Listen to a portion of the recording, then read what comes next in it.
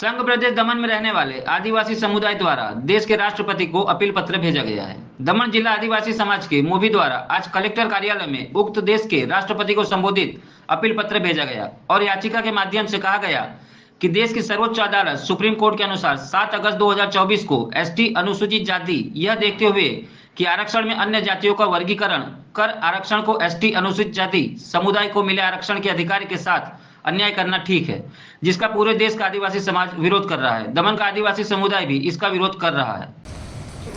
आज जो अमे दमन जिला आदिवासी समाज ने एससी समाज तरफ जो आवेदनपत्र आपवामां आव्युं छे एने जे तारीख 7/8/2024 रोज जे अपनी सर्वोच्च अदालत एसटी एससी अनामत सीट माटे जे वर्गीकरण करवामां आव्युं छे एना अनुसंधाનમાં आप्યું છે। અમારે જે આ ફેસલો છે એના વિરોધમાં છે।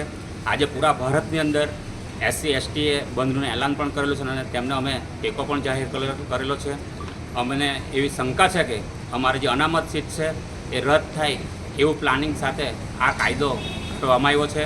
અમારી માંગ એ છે કે જે ડૉક્ટર બાબા સાહેબ આંબેડકરે જે બંધારણમાં અમને જે અનામતનો કાયદો આપેલો છે એ જ કાયદો ચાલુ રાખવામાં આવે અને જે અત્યારે વર્ગીકરણનો જે ફેસલો છે એ ફેસલો પાછો લેવામાં આવે એ અમે કલેક્ટરના માધ્યમથી મહામહિમ શ્રી રાષ્ટ્રપતિને આવેદનપત્ર પાઠવવામાં આવ્યું છે।